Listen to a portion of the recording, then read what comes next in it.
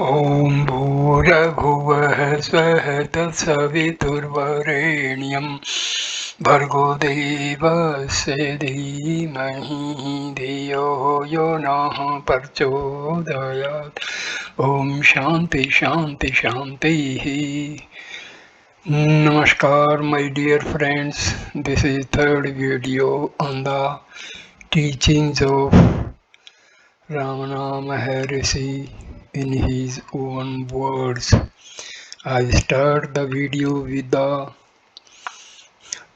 particularly interesting are the questions asked by a Muslim professor about the hymns which Bhagwan wrote to God in the form of Arunachala. So I start the video with the question of that Muslim professor. So here we are indicating him as a devotee. So devotee puts the question. I have been reading the 5 hymns. I find that the hymns are addressed by you to Arunachala, but you are a non-dualist. So how can you address God as a separate being? Bhagwan replies, the devotee, God and the hymns are all the self. Devotee, but you are addressing God. You are specifying this Arjuna, He as God, Bhagwan. You can identify the self with the body, so why should not the devotees identify the self with Arunachala? Devotee, if Arunachala is the self, why should it be specifically picked out among so many other hills? God is everywhere. Why do you specify him as Arunachala? Bhagwan, what has attracted you from Allahabad to this place? What has attracted all these people around? Devotee Sri Bhagwan replies, how was I attracted here by Arunachala? The power cannot be denied. Again, Arunachala is within and not without. The self is Arunachala. Devotees, several terms are used in the holy books, Atma, Paramatma, Para, etc. What is the gradation among them? Bhagwan, they mean the same to the user of the word, but they are understood differently by various persons according to their development. Devotee, but why do you use so many? But why do you use so many words to mean the same thing? Bhagwan, it depends on the circumstances. They all mean the same self.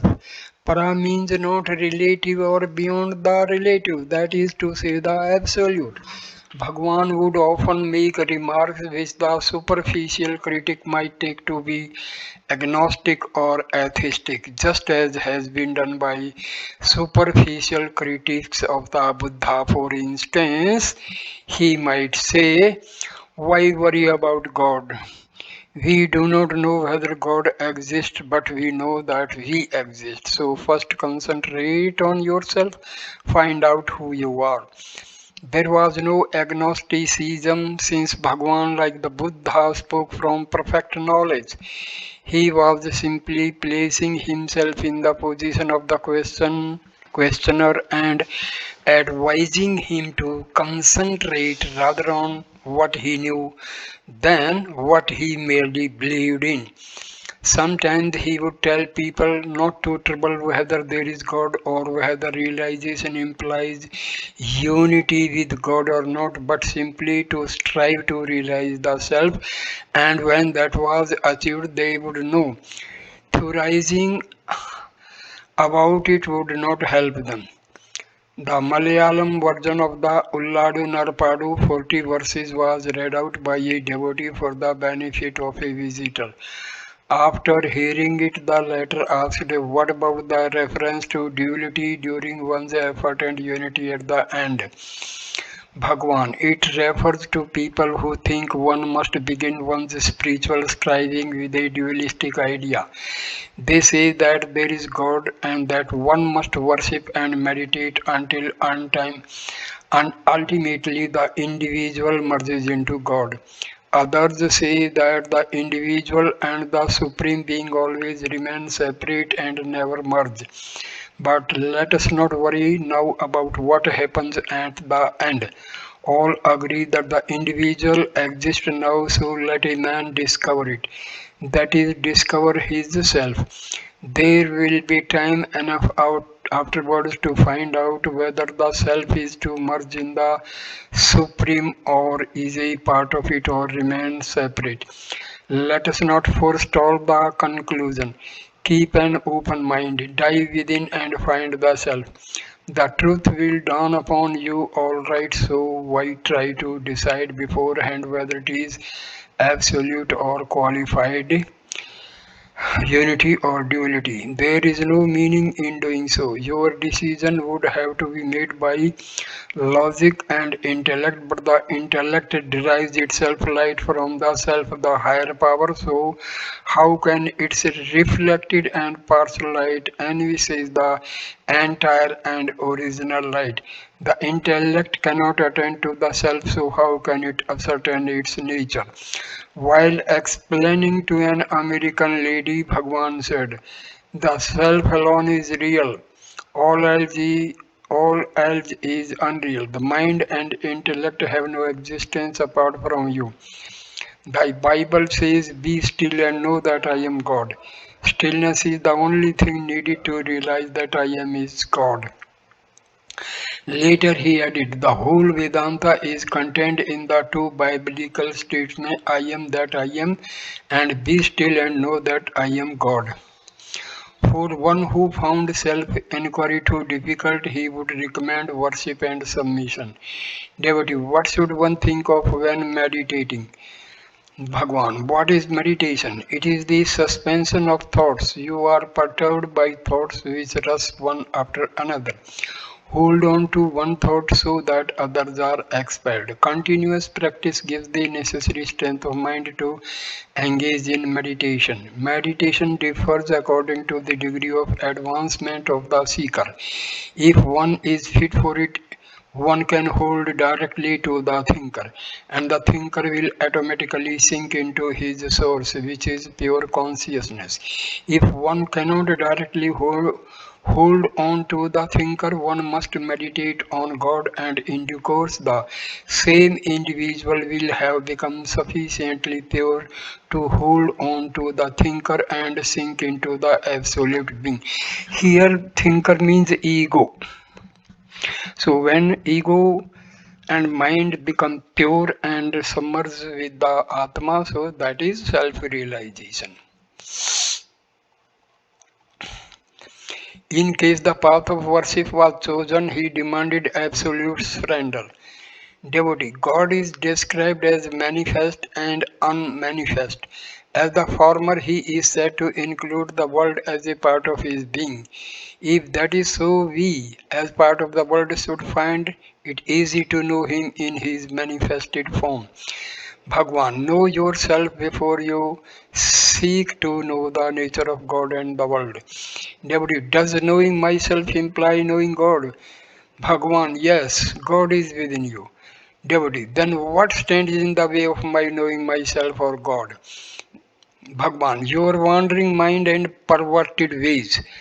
Devotee, I am a weak creature, but why does not the superior power of the Lord within remove the obstacles? Bhagwan, yes, he will if you have the aspiration. Devotee, why should he not create the aspiration in me? Bhagwan, then surrender yourself. Devotee, if I surrender myself, is no prayer to God necessary? Bhagwan, surrender itself is a mighty prayer. Devotee, but is it not necessary to understand his nature before our surrenders oneself? Bhagwan, if you believe that God will do all the things that you want him to do, then surrender yourself to him. Otherwise, let God alone and know yourself. If there be true surrender, there can be no complaint or frustration. Devotee, we are worldly people and are afflicted by some grief that we cannot get over. We pray to God and are still not satisfied. What should we do? Bhagwan, trust God. Devotee, we surrender, but still there is no help. Bhagwan, but if you have surrendered, it means that you must accept the will of God and not make a grievance of what may not happen to please you. Things may turn out differently from what they appear. Distress of Distress often leads people to faith in God. Devotee, but we are worldly people. We have wives, children, friends, and relations. We cannot ignore them and resign ourselves to the divine will without retaining some trace of individuality. Bhagwan, that means that you have not really surrendered. As you say you have, all you need to do is to trust God. Following the path of devotion, one should leave everything to God. The Lord bears the burden of the world. Know that the spurious ego which presumes to bear that burden is like a sculptured figure at the foot of a temple tower which appears to sustain the tower's weight. Whose fault is it if the traveler, instead of putting his luggage in the cart which bears the load away, carries it on his head to his own inconvenience? There cannot even be impatience for speedy realization. To one who was so afflicted, he replied, surrender to him and accept his will, whether he appears or vanishes. Await his pleasure. If you want him to do as you want, it is not surrender but command. You cannot ask him to obey you and yet think you have surrendered. He knows what is best and when and how to do it.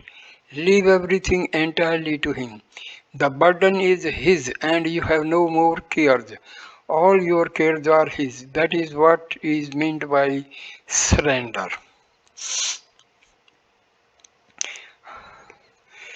Even prayer can be betoken a lack of trust, and Bhagwan did not normally encourage prayer in the sense of petition. They pray to God and finish with, Thy will be done. If His will be done, why do they pray at all? It is true that the divine will prevails at all times and all circumstances. Individuals cannot act of their own accord. Recognize the force of the divine will and keep quiet. Everyone is looked after by God. He created all, you are only one among 2,000 millions. When he looks after so many, will he omit you? Even common sense dictates that one should accept his will. There is no need to tell him your requirements. He knows them himself and he will look after them. On other occasions, however, he would confirm the efficacy of prayer. As in other matters, he would put the viewpoint which would best help the spiritual development of particular questioner. Devotee, are your our prayers granted? Bhagwan, yes, they are granted. No thought will ever go in vain. Every thought will produce its effect sometime or other. Thought force will never go in vain.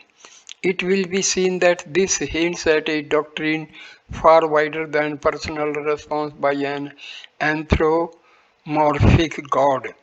It indicates the general power of thought for good or evil and its repercussions on the thinker.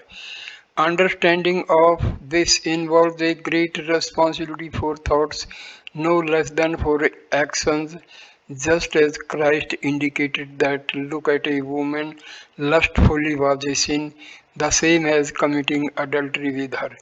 The following passage shows how far this teaching was from any humanized conception of a God. Not from any desire, resolve, or effort on the part of the rising sun, but merely due to the presence of his rays, the lens emits heat.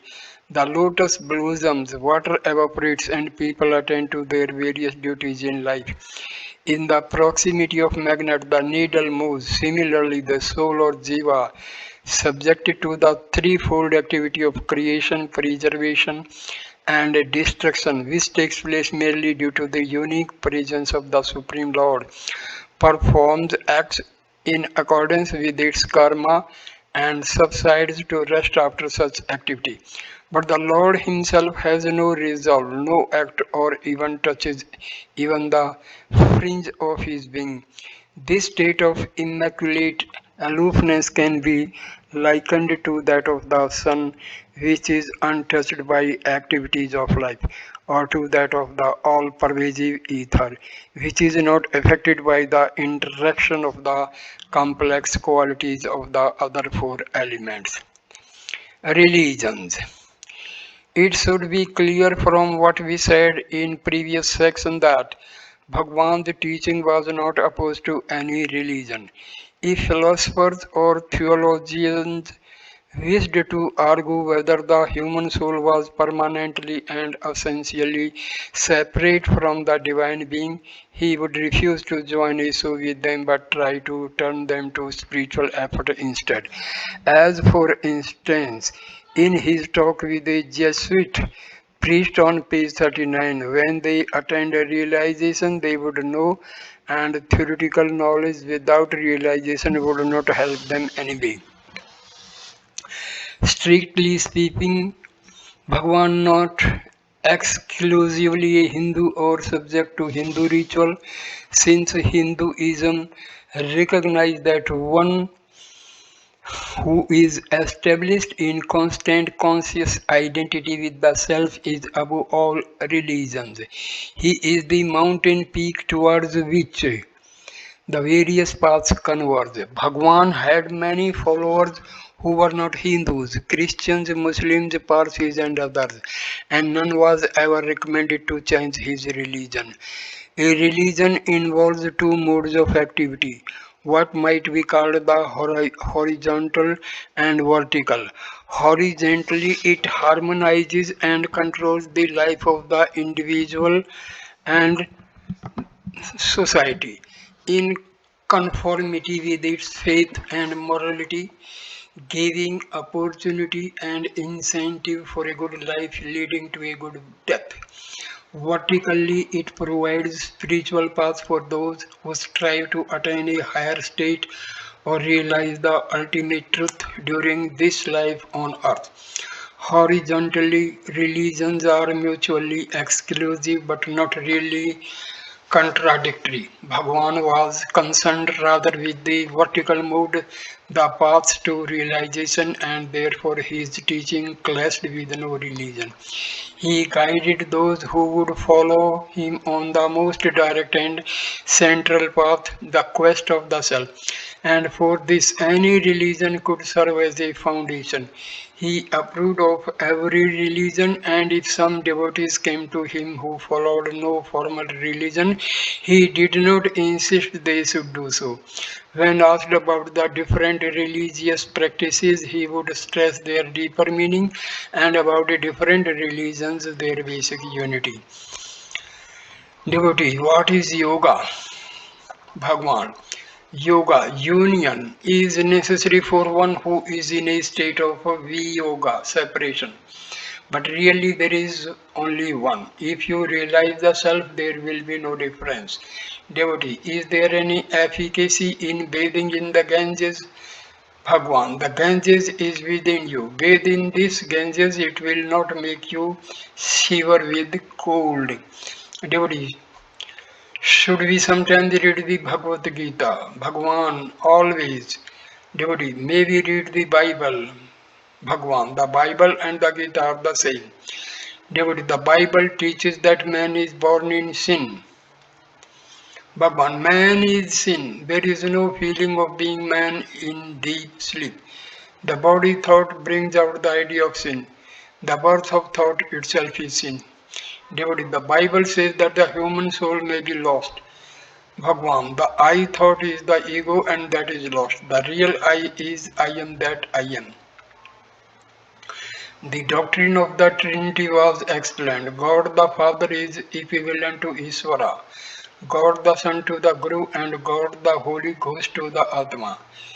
Ishvaro Guru Ratmeti Murti Bheda Vibhagine Vyomvad Vyapatadhya Dakshinamurtaye Namaha means that God appeared to his devotee in the form of Guru, Son of God, and points out to him the immanence of the Holy Spirit. That is to say that God is Spirit, that this Spirit is immanent everywhere, and that the Self must be realized, which is the same as realizing God. He protested against being satisfied with formal heavens, whether Hindu or any other, because so long as there is form, there remains seer, sight, and seen, and not the one self. Devotee, there is a short account of the spiritual experiences of Saint Teresa in the March number of Prabodha Bharata. She was devoted to a figure of the Madonna which became animated to her sight, and she was in bliss. Is this the same as Shaktipata? Bhagwan, the animated figure indicates the depth of meditation, dhyana bala. Shaktipata prepares the mind for introversion. There is a process of concentration of the mind on one's own shadow, which in due course becomes animated and answers questions put to it. That is due to strength of mind or depth of meditation. Whatever is external is also transitory.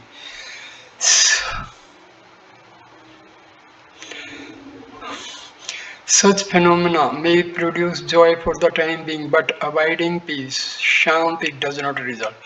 That is got only by the removal of avidya, ignorance. Devotee, can't we see God in concrete form? Bhagwan, yes, God is seen in the mind. A concrete form may be seen, but still it is only in the devotee's mind. The form and appearance in which God manifests are determined by the mind of the devotee. But that is not the ultimate experience. There is a sense of duality in it. It is like a dream or vision. After God is perceived, self-inquiry begins, and that leads to realization of the self. Self-inquiry is the ultimate route. Sometimes his answers were cryptic and epigrammatical. The same universal truth is to be found in them. Their rather pricky form may reflect the aggressive manner of the questioner. Question: what is the best of all religions? What is Bhagwan's method? Bhagwan: all methods and religions are the same. Question: but different methods are taught for attaining liberation. Bhagwan: why should you be liberated? Why not remain as you are now? Question: I want to get rid of pain. To be rid of pain is said to be liberation. Bhagwan: that is what all religions teach. Question: but what is the method? Bhagwan: go back the way you came. Question: where did I come from?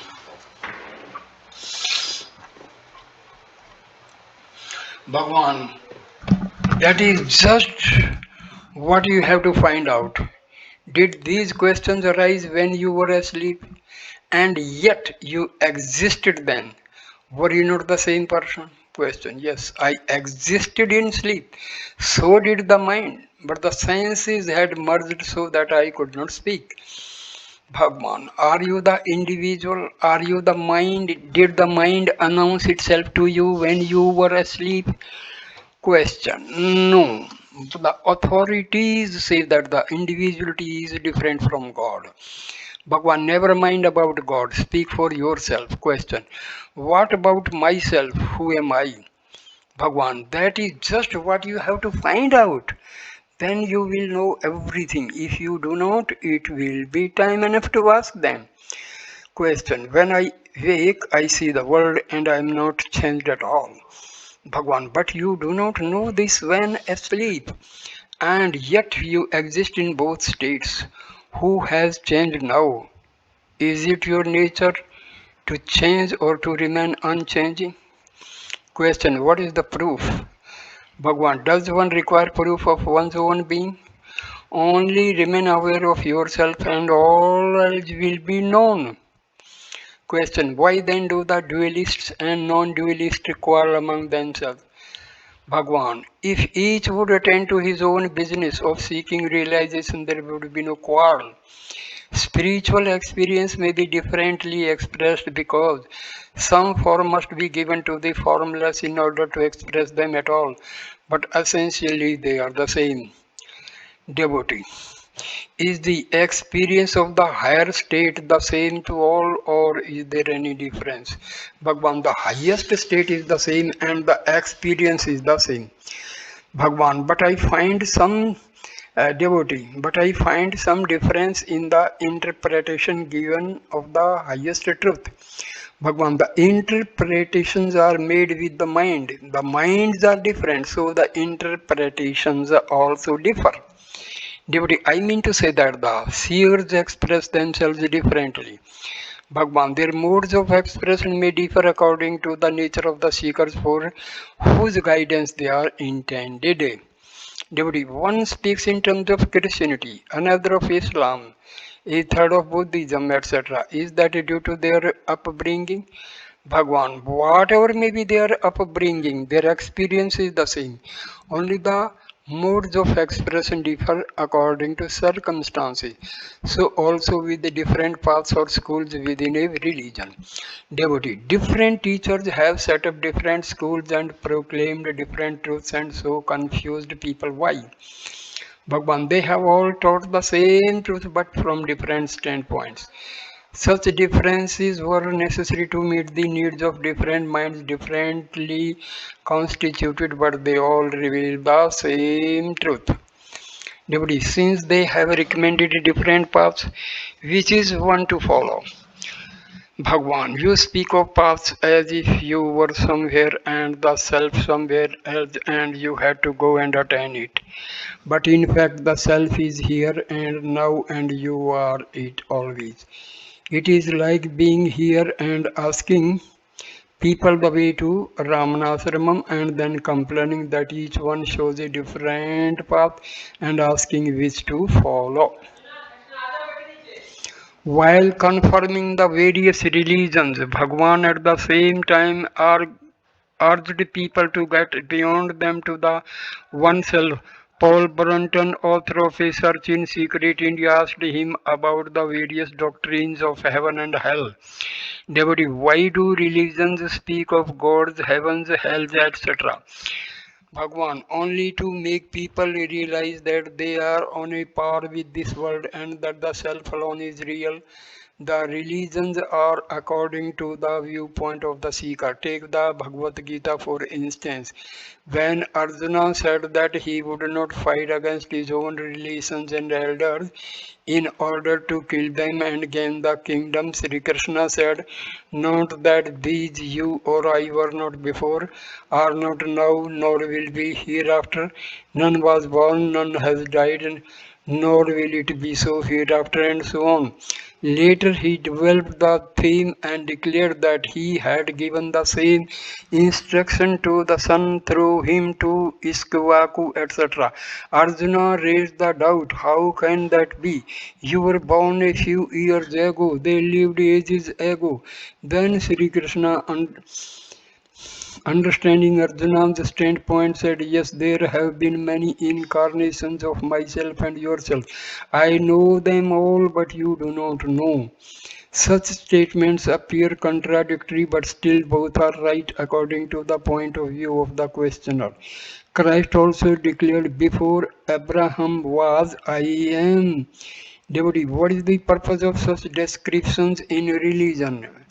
Bhagwan, only to establish the reality of the self. Devotee, Bhagwan always speaks from the highest standpoint. Bhagwan smiling, people will not understand the bare and simple truth, the truth of their everyday, ever present, and eternal experience. That is the truth of the self. Is there anyone not aware of the self yet? They do not even like to hear of it, whereas they are eager to know what lies beyond heaven and hell incarnation because they love mystery and not the plain truth. Religion pamper them only to bring them round to the self in the end. Moreover, much as you may wonder, You must return untamed ultimately to the self. So why not abide in the self here and now?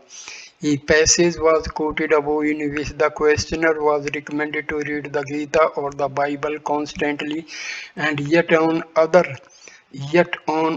occasions people were reminded that their scriptures also have to be superseded.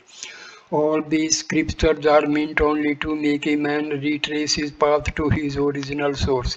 He need not acquire anything new. He only has to give up false ideas and useless accretions. Instead of doing this, however, he tries to grasp something strange and mysterious because he believes his happiness lies elsewhere. That is the mistake. All scriptures without exception proclaim that for attaining salvation the mind should be subdued, and once one knows that control of the mind is their final aim, it is futile to make an interminable study of them.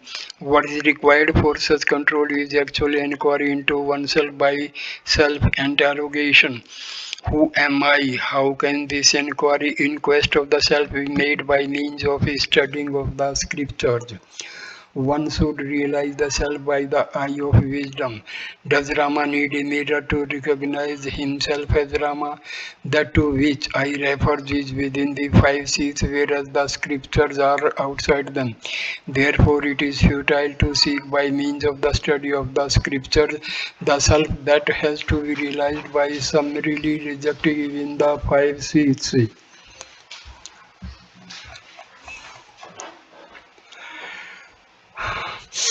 To inquire who am I, that is in bondage, and to know one's real nature alone is liberation.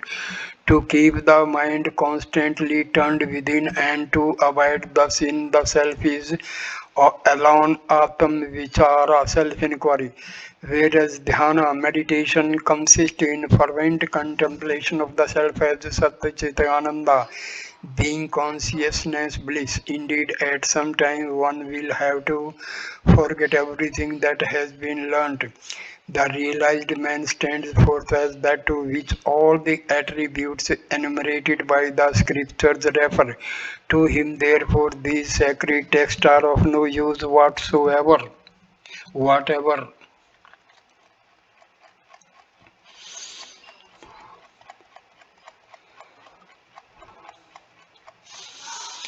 Chapter 2, From Theory of Practice. From Theory to Practice. As was shown in the previous chapter, the theory that the Maharshi taught was intended only to serve as a basis for practice.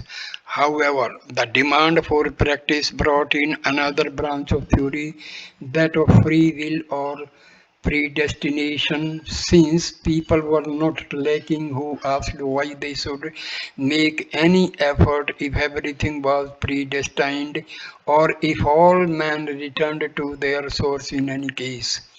A visitor from Bengal said, Sankara says that we are all free, not bound, and that we shall all return to God from whom we came, like sparks from a fire. If that is so, why should we not commit all sorts of sins? Bhagwan's reply showed him that cannot be the point of view of the ego. Bhagwan's reply showed him that that cannot be the point of view of the ego. Bhagwan. It is true that we are not bound. That is to say, the real self has no boundaries. And it is true that you will eventually return to your source. But meanwhile, if you commit sins, as you call them, you have to face the consequences. You cannot escape them. If a man beats you, can you say, I am free, I am not affected by the beating and feel no pain? Let him continue beating. If you can really feel that, then you can do what you like. But what is the use of just saying in words that you are free? Bhagwan did so. Bhagwan did sometimes make pronouncement which seemed superficially like affirmations of complete predestination. When he left home in his youth, already established in self realization, his mother sought and at last found him. He was maintaining silence at the time. Before, on her request to return home with her, he wrote out his reply instead of replying verbally. The ordainer controls the fate of souls in accordance with their prarabdha karma, destiny to be worked out in this life, resulting from the balance sheet of actions in past lives. Whatever is destined not to happen will not happen. Try as you may. Whatever is destined to happen will happen. Do what you may to prevent it. This is certain. The best course, therefore, is to remain silent. He sometimes made such statements to devotees. All the activities that the body is to go through are determined when it first comes into existence. It does not rest with you to accept or reject them. The only freedom you have is to turn your mind inward and renounce activities there. With reference to with reference to Bhagwan's reply to Mrs. Desai on the evening of January 3, 1946, I asked him, are only the important events in man's life, such as his main occupation or profession, predetermined, or are trifling acts also, such as taking a cup of water or moving from one part of the room to another? Bhagwan, everything is predetermined. I. Then what responsibility, what free will has man? Bhagwan. Why does the body come into existence? It is designed for the various things that are marked out for it in this life. As for freedom, a man is always free not to identify himself with the body and not to be affected by the pleasures and pains consequent on its activities. Actually, however, the question of free will or predestination does not arise at all from the point of view of non-duality. It is as though a group of people who had never heard of radio were to stand around a wireless set arguing whether the man in the box has to sing what the transmitting station tells him or whether he can change parts of the song. The answer is that there is no man in the box and therefore the question does not arise.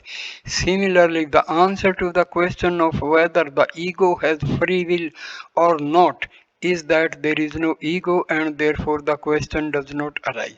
Therefore, Bhagwan's usual response to the question would be to bid the questioner find out who it is that has free will or predestination. Devotee, has man any free will or is everything in his life predetermined?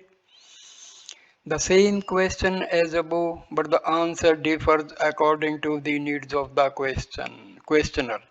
In fact, if one does not bear in mind what has just been said about the unreality of the ego, it seems to be quite contradictory. Bhagwan, free will exists together with the individuality. As long as the individuality lasts, so long is there free will.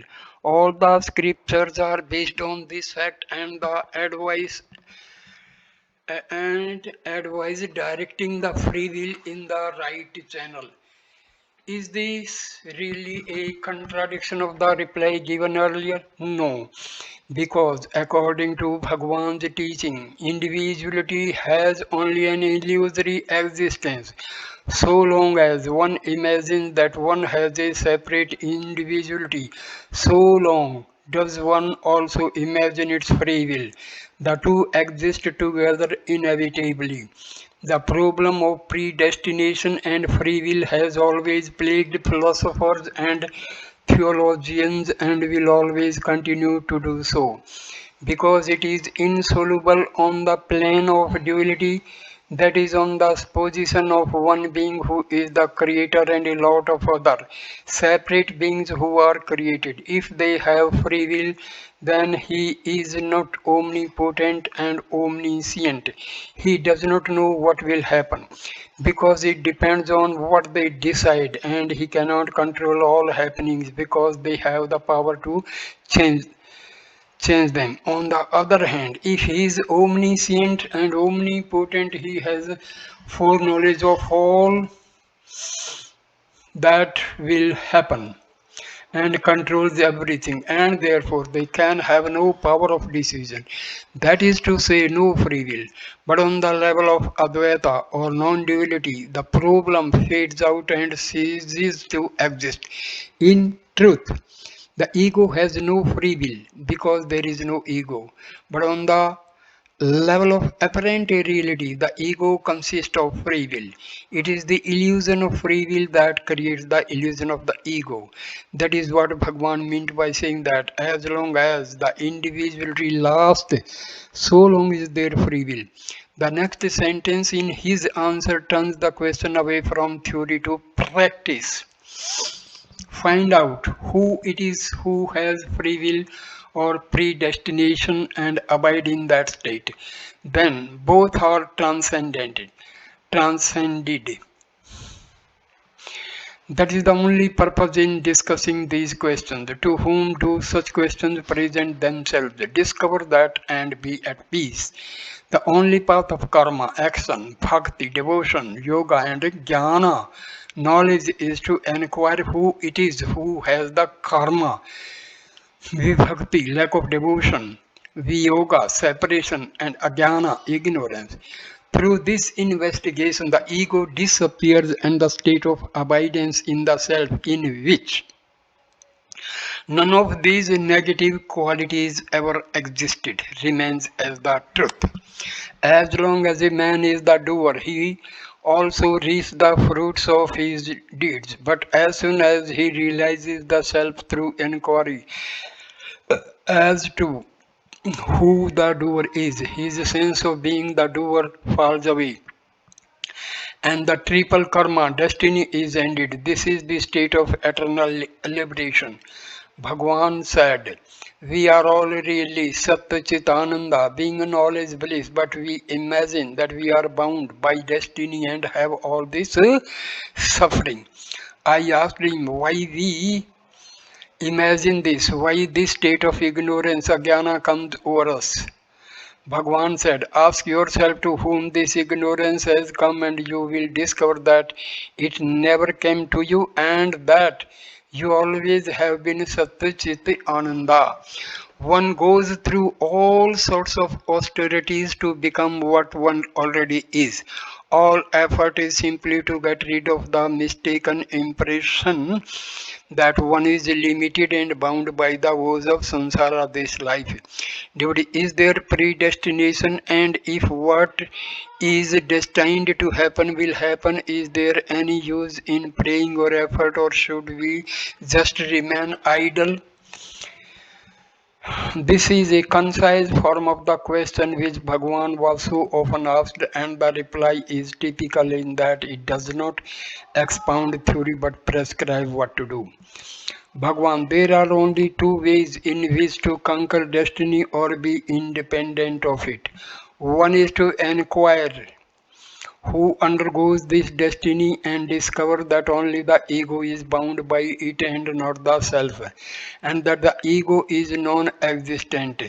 The other way is to kill the ego by completely surrendering to the Lord, by realizing one's helplessness and saying all the time, not I but thou, O my Lord, and giving up all sense of I and mine and leaving it to the Lord to do what He likes with you.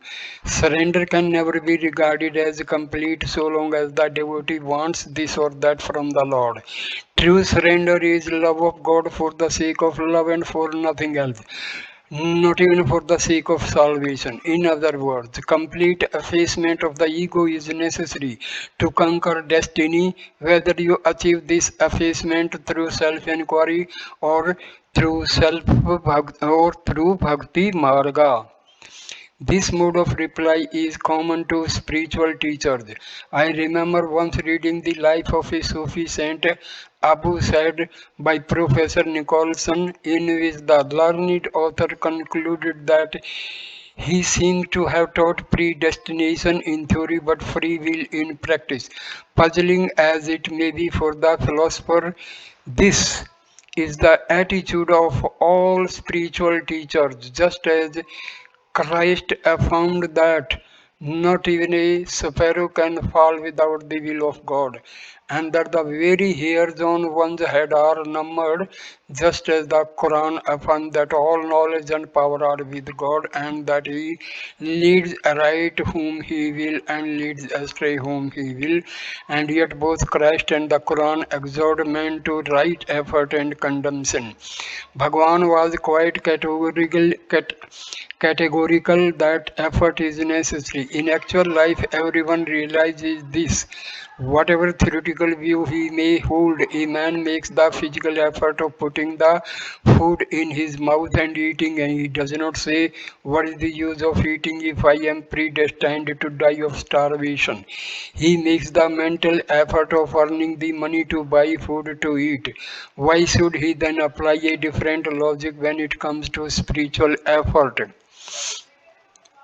A young man from Colombo, Ceylon said to Bhagwan, J. Krishnamurti teaches the method of effortless and choiceless awareness as distinct from that of deliberate concentration. Would Sri Bhagwan be pleased to explain how best to practice meditation and what form the object of meditation should take? Bhagwan. Effortless and choiceless awareness is our real nature. If we can attain that state and abide in it, that is all right, but one cannot reach it without effort.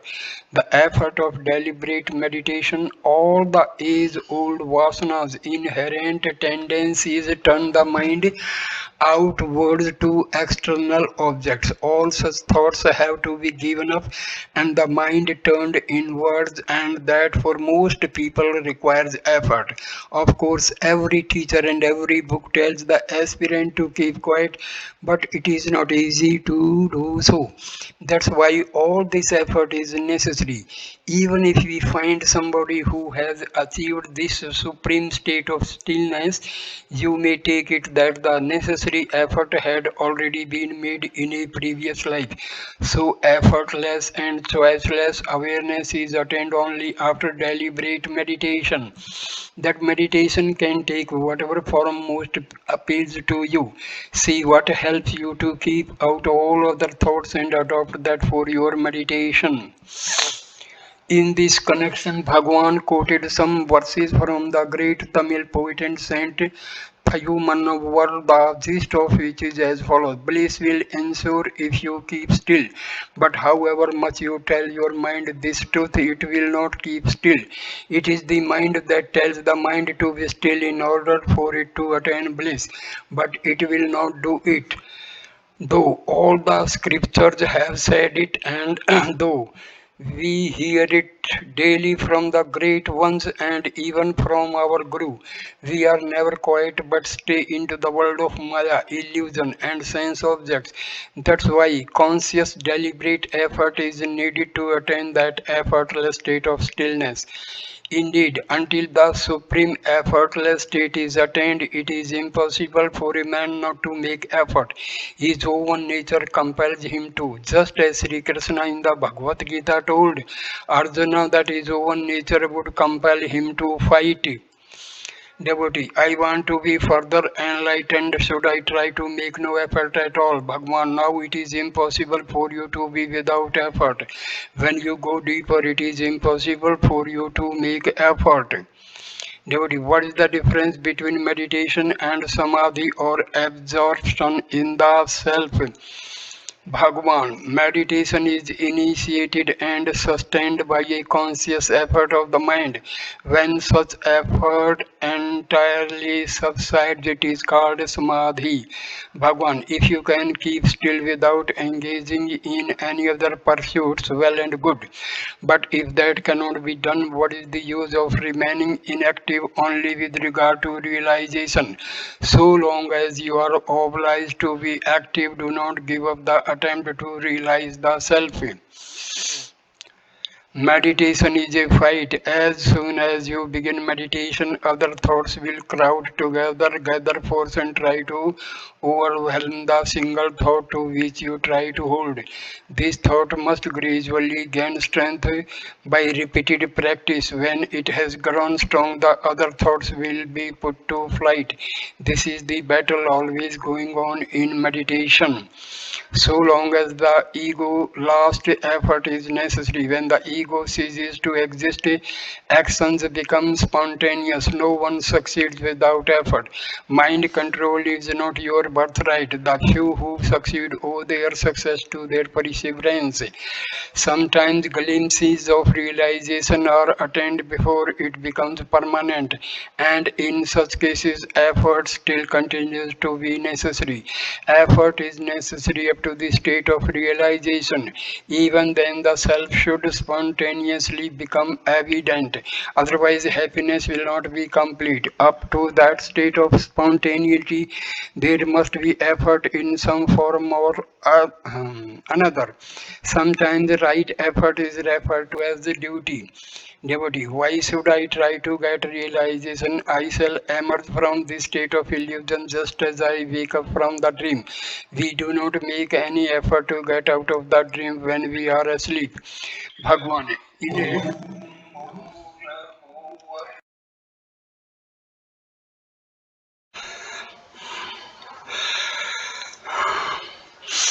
Devotee, why should I try to get realization? I shall emerge from this state of illusion just as I wake up from a dream. We do not make any effort to get out of a dream when we are asleep. Bhagwan. In a dream, you have no inkling that it is dream and therefore no obligation to make an effort to get out of it. But in this life, you have some intuition based on your experience of sleep and on what you hear and read that is sort of a dream. And this intuition imposes on you the duty of making an effort to get out of it. However, who wants you to realize the self if you don't want to? If you prefer to be in this dream, stay as you are. Sometimes, however, as in the following very similar conversation, the seeker was reminded that even the effort is a part of the illusion of individual being. Devotee, it is said that our waking life is also a dream similar to our dream during sleep. But in our dreams, we make no conscious effort to get rid of the dream and wake up. The dream itself comes to an end without any effort to our part and we become awake. Similarly, why should not the waking state, which is in reality is only another sort of dream, come to an end of its own accord without any effort on our part and let us in realization or self-awakening? Bhagwan, you're thinking that you have to make an effort to get rid of this dream of a waking state, and you are making effort to attain realization or real awakening are all parts of the dream. When you attain realization, you will see that there was neither the dream during sleep nor the waking state, but only yourself and your real state. Sometimes the questions took the form of apparent conflict, not between effort and destiny, but between effort and grace. For there were those who asked what use was if realization was dependent on the grace of God or Guru. In one form or another, this doubt tends to arise in any religion, as in the Christian dispute whether salvation is due to grace or good works. Seriously, as the following quotation shows, there is no conflict between the two. It is said that only those who are chosen for self-realization obtain it. That is rather discouraging. Bhagwan, that only means that we cannot attain realization of the self by our own mind unaided by God's grace. I interposes. Bhagwan also says that even that grace does not come arbitrarily but because one has observed it by one's own efforts either in this life or in the previous ones. We but human effort is said to be useless so that incentive has a man to improve himself. I asked where it was said that you should make no effort or that effort was useless, and the visitor pointed out to the passage in Who Am I, where it says that since the indefinable indefinable power of the Lord ordains, sustains, and controls everything we need not worry what we shall do. I pointed out that what is deprecated, there is no human effort but the feeling I am the doer. I asked Bhagwan whether my explanation was not right and he approved of it. Devotee, grace is necessary for the removal of ignorance. Bhagwan. Certainly, but grace is there all along. Grace is the self. It is not something to be acquired. All that is necessary is to know its existence. In the same way, the sun is pure brightness. It does not know darkness, although others speak of darkness fleeing away on its approach. Like darkness, ignorance is a phantom, not real. Because of its unreality, it is said to be removed when its unreality is discovered. The sun is there and shines, and you are surrounded by sunlight still.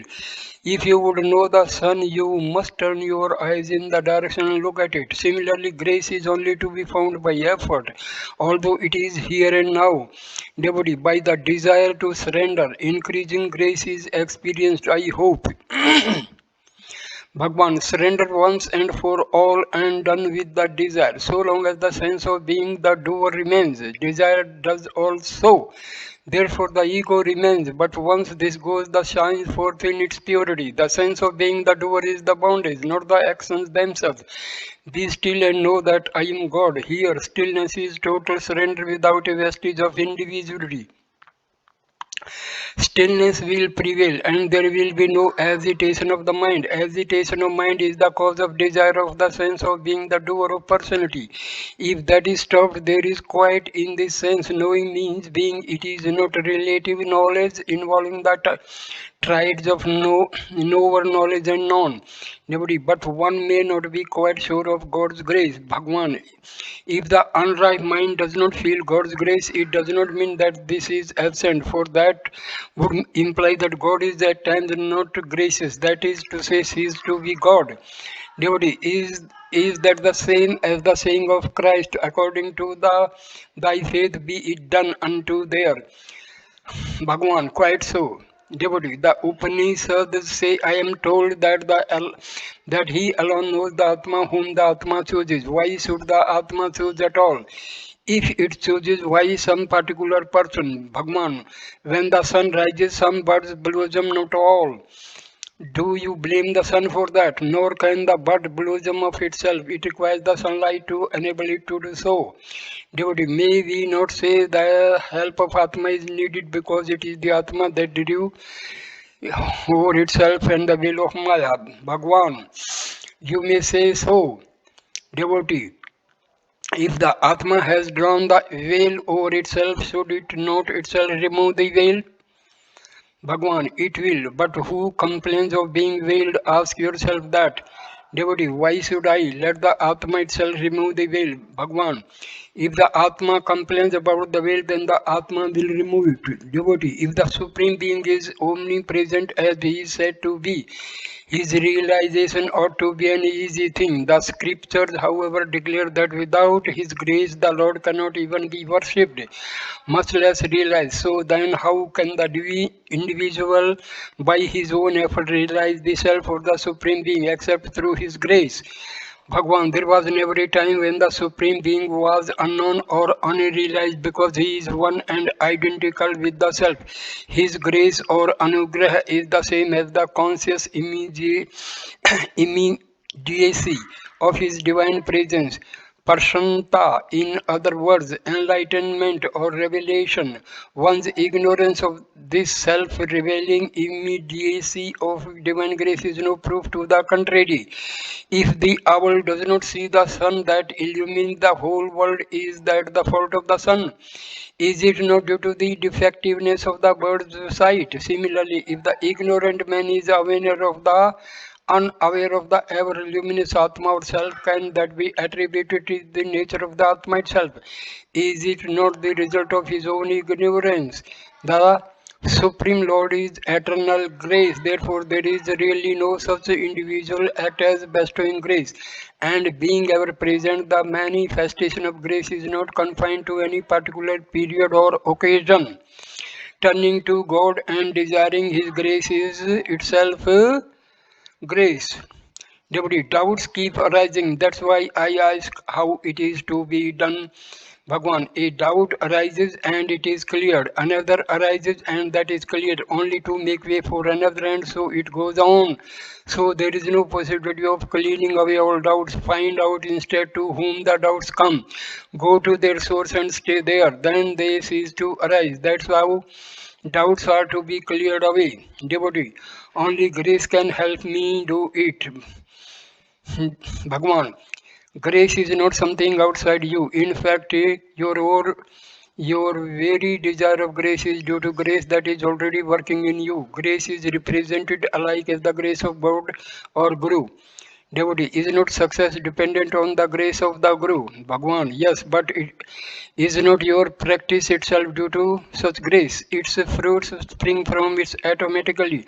There is a stanza in Kabalya which runs, O Guru, you have always been with me, watching over me, one incarnation after another, and have saved my course until I was liberated. The Son manifests externally as the Guru when occasion demands, otherwise he always remains within, doing what is required.